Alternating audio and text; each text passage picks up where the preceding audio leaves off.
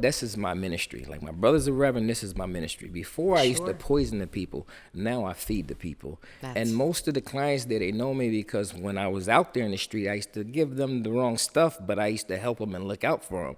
But now I'm feeding them. I'm helping them get nutrition in their body.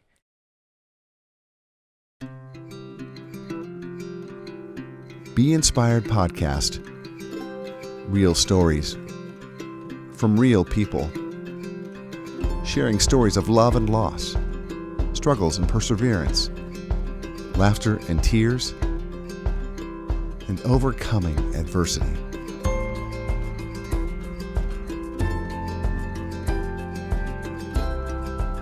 Sometimes in life you need to take a full 180-degree turn to get yourself back on a path where you're going to be helpful to people and be able to make a difference in the lives of others. Hi again, I'm Bert Barron. And I'm Lisa Anderson. And we welcome you to Be Inspired. I'm very excited about our guest this time around, Lisa, because I get the privilege of working with this guy on a regular basis in the city of New Brunswick, New Jersey. And his organization that he is the chef for, the Elijah's Promise Community Soup Kitchen, has made such an incredible difference in the lives of so many people in that city and in that region. And we're going to talk about that in a bit. But I want to get the story of my friend, my man, Chef Curtis McNair, who was here. Chef Curtis, thanks for being with us here today on Be Inspired. And to wear that, does that have a name, by the way, what a professional chef wears? This is what a professional chef wears. Does it have a name? Because it's very cool. It's got your name. You got a place to put a pen on the side. Does it have a name in the industry? It's not a special name, but it's like my suit jacket. Okay, when that's on, it's all about business. All about business. You're down to work it's there, all about right? Business. That's right. Before you got to Elijah's Promise, talk about a life that was just, man, you were on a path that was destructive, not only to you, but to a lot of other people. From New Brunswick originally, Chef? Yes. First, I would like to say thanks for having me here. Sure. Thank you. I take you back to the beginning. Growing up, childhood was beautiful. I had a mother and a father, and they both worked, and they were both in the same household. My father was an engineer for Foley Caterpillar, and my mother was an inspector for Bristol-Myers Squibbs. So my favorite day of the year was Christmas, because if you were good all year long, Christmas, you make your list, you get your bicycle, you get your everything.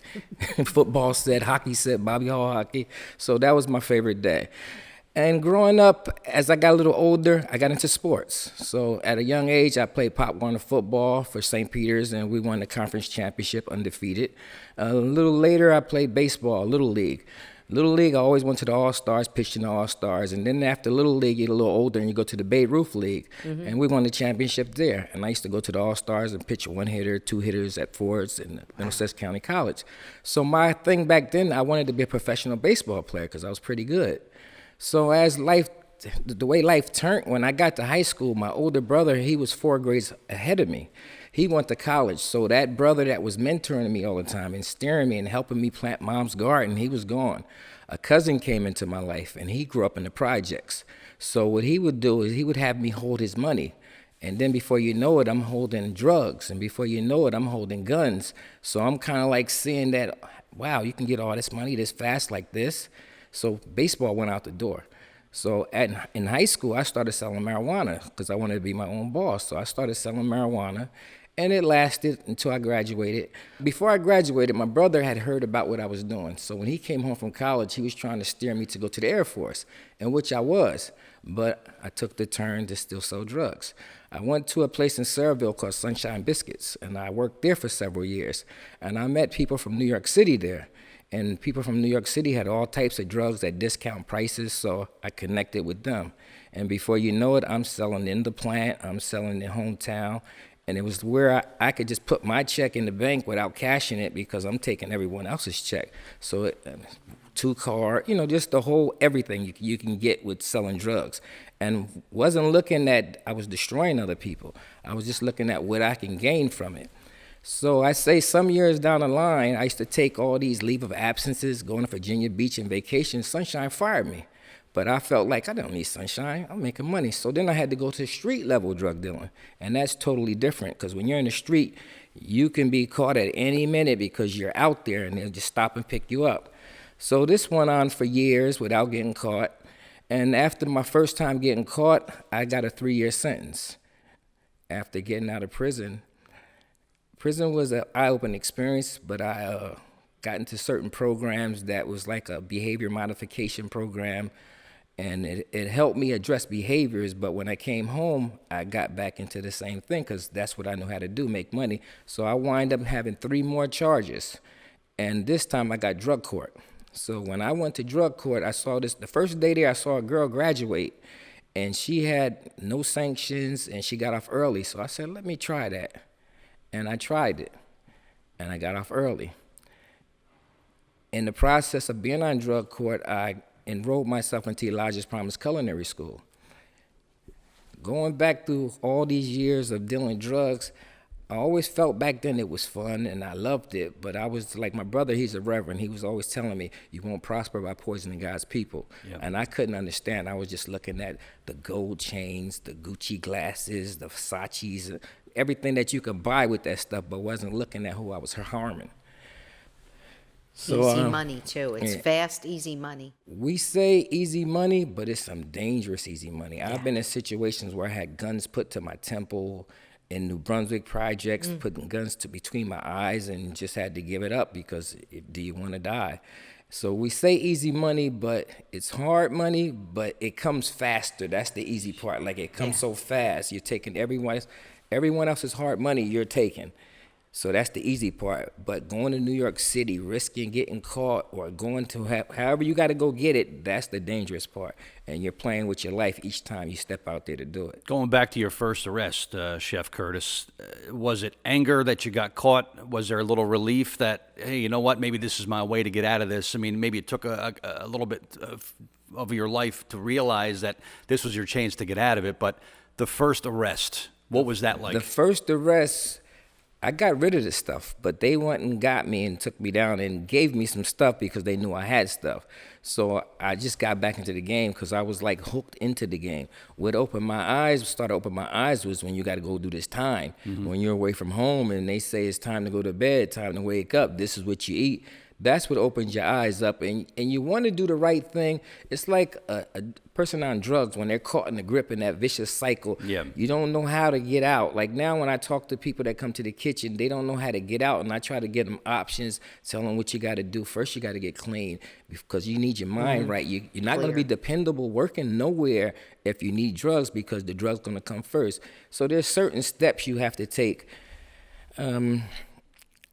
Like I say, it was a crazy life. It wasn't prosperous. I thought I was having fun, but I was always risking my life.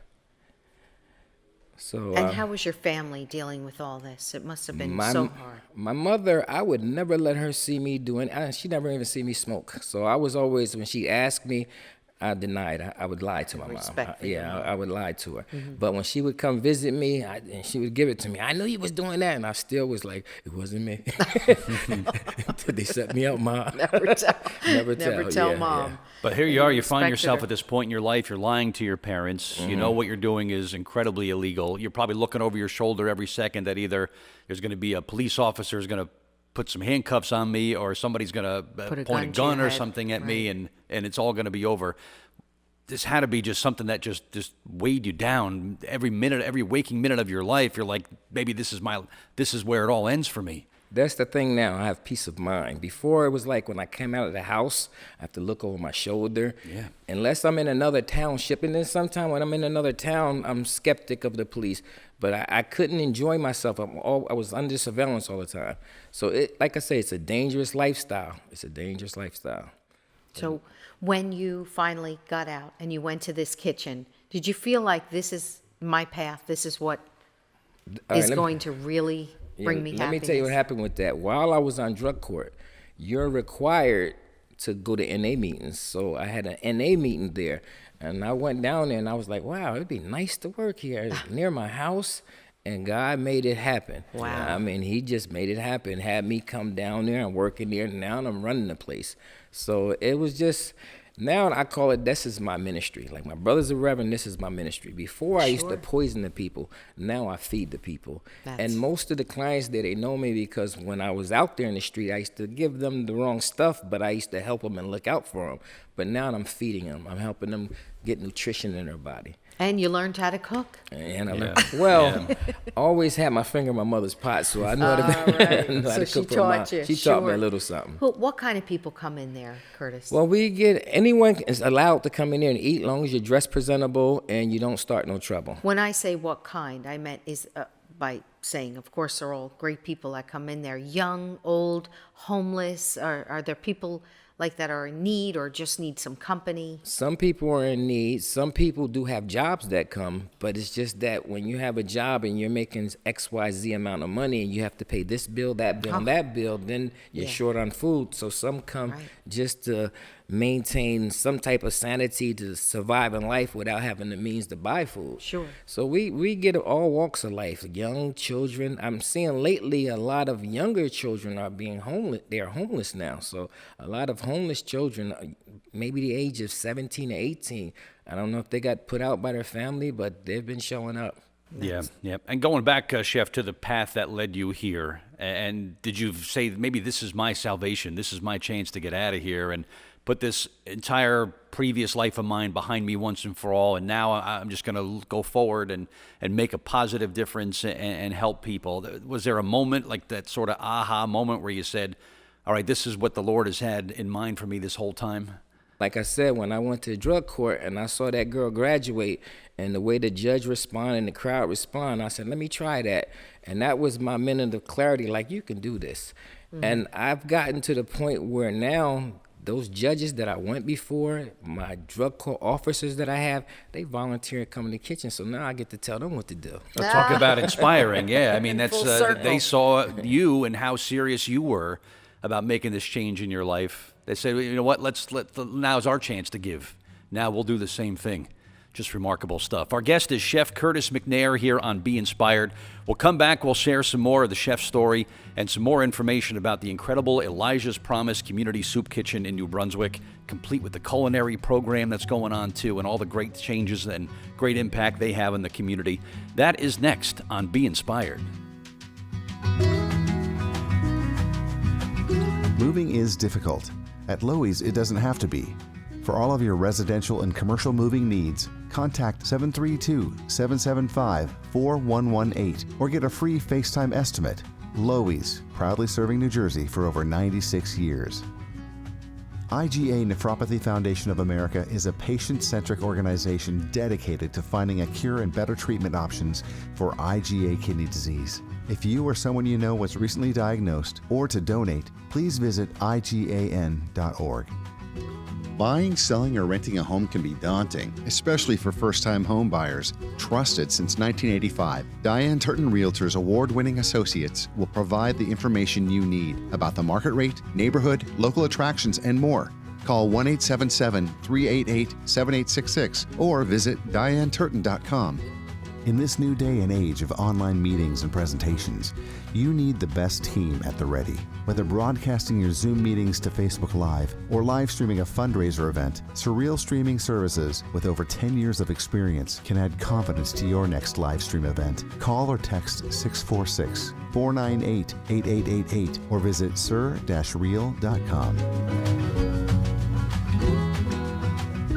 We're back with Chef Curtis McNair from Elijah's Promise Community Soup Kitchen here on Be Inspired, sharing his story of, man, rock bottom, and you hit the bottom and then you kind of bounce up. There's probably a point in your life, Chef, where it's like, I can't go no lower than this. There's got to be a way that now things are going to go up and turn around for me. Well, when you're incarcerated and you hear those doors clink at first, that's real, right? Yeah, that's real. Yeah. And then you're like, and another thing that made it real, I saw a lot of guys there, their parents would die while they was there, and I was like, I don't want to go to a funeral of my mother or my father, and I'm incarcerated and they have to take me. So my mother passed away 3 years after the madness was over. While I graduated culinary school, she came and everything. That's but, great. you know, I made her happy before I left. Before she left, she saw me going straight. That may have been, That's Chef, the great. greatest gift that you gave your mom. Absolutely. The fact that you got your life back and got back on a path, and she had to be real proud of you before she kind of went home, right? Right, you're right. Wow. Yeah. What kind of a place is Elijah's Promise? And why is it called Elijah's Promise? Okay, it's called Elijah's Promise because Elijah promised to feed the people. We have a culinary school, 211 Livingston Avenue, New Brunswick, New Jersey, and we have a community soup kitchen. It's on 18 Nelson Street, New Brunswick, New Jersey. The type of place it is, what it is that if you don't have the means to eat, we'll feed you. There's a lot of people out there hungry, and we feed them. And since I've been the head chef for the past year, the numbers have been going up and up and up because when I cook, it's like I'm putting part of me into it. Like and that other lifestyle, that drive that I put into doing that madness, I put it into the food, and I just create stuff, and they love it. They love it. That's awesome. Like what? Give us one signature Curtis dish. If I make barbecue chicken, they will get on their cell phones and they'll call each other, he's making chicken, and then the numbers are just way up there. Wow. Maybe you could get Elijah's food truck. Okay. I'm telling you, one bite of Chef Curtis's chicken, weak in the knees, Lisa. I'm boy. telling you, that's how good it is. I've I believe donated you. there. I've eaten there. I've spent Wow. time with Chef Curtis at Elijah's Promise, and going back to the late '80s is when this all started. So we got to be are we in the millions of meals? We're in the thousands a month, right? I'd say we do over 110,000 meals a year. So Wow. it's up That's there. It's up crazy. there. That is crazy. Do you have a family of your own now? I have two daughters. They're older. One is 33, and my youngest is 23. And then I have a son, and he'll be 2 in May. Oh, my goodness. Okay. A little bit of a span there. Yeah. God bless you. And life is good. Life is good. Like, there's days that I wake up and I'm like, what am I going to cook today? What am I going to create? And I enjoy going to work. It's like I love going to work and I love cooking. The time flies. A lot of my colleagues ask me, how can you work so much? The time flies. When you stay busy, it's nothing like having a job, doing something that you love doing and getting paid for it. Yeah.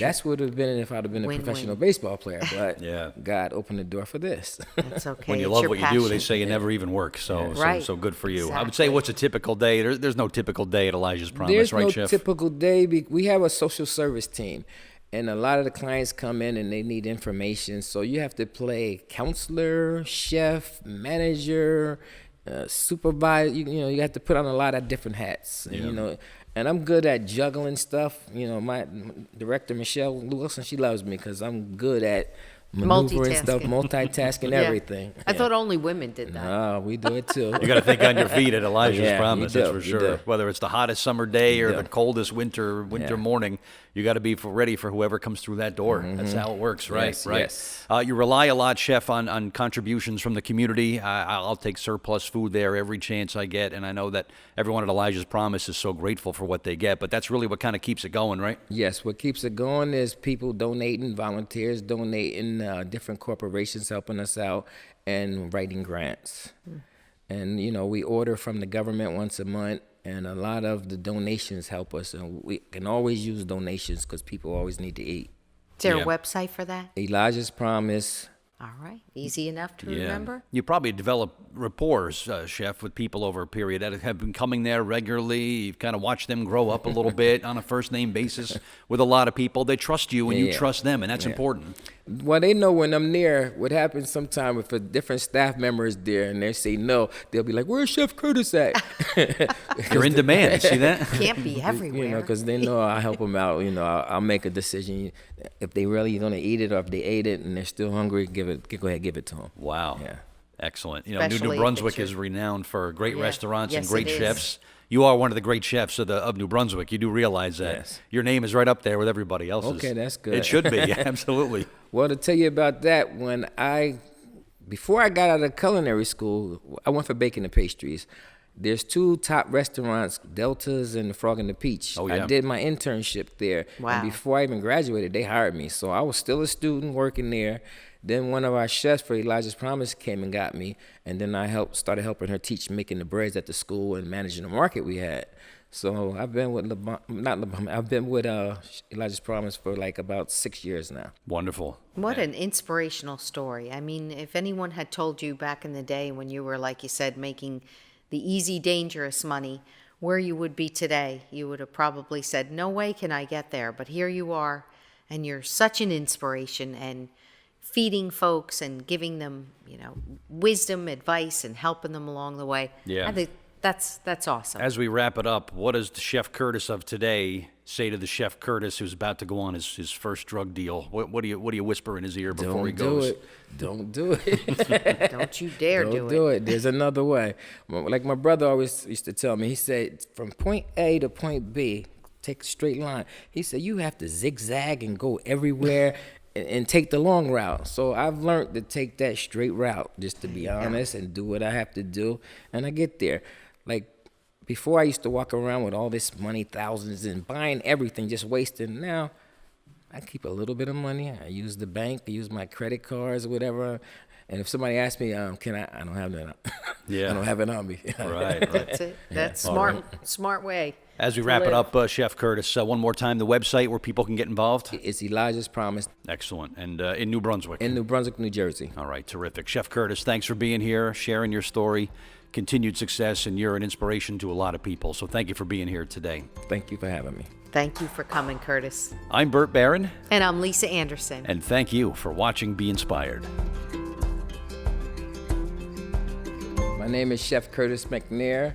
I'm the head chef and manager at Elijah's Promise Soup Kitchen. I hope my story inspired someone. I'd like to thank you for letting me share my story with you. May it inspire your life. Next on Be Inspired.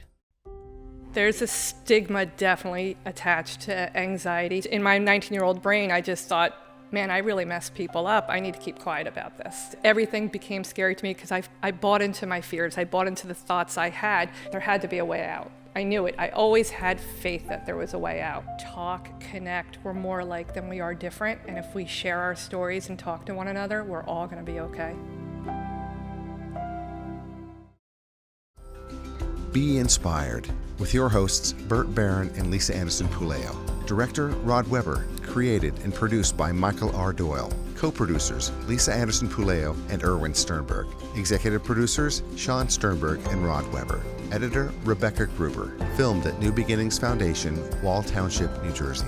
And thanks to our sponsors, Loewy's Moving Service, IGA Nephropathy Foundation of America, D.A.R.E Realtors, and Surreal Stream Services. We here at Be Inspired Podcast would like to dedicate Season 3 to all of those who lost their lives to COVID-19 and honor the first responders and healthcare professionals for their continued sacrifices every day. You all are our heroes. We are stronger together, and in times of adversity, we encourage you to lean on Be Inspired Podcast. Our prayers are with you all.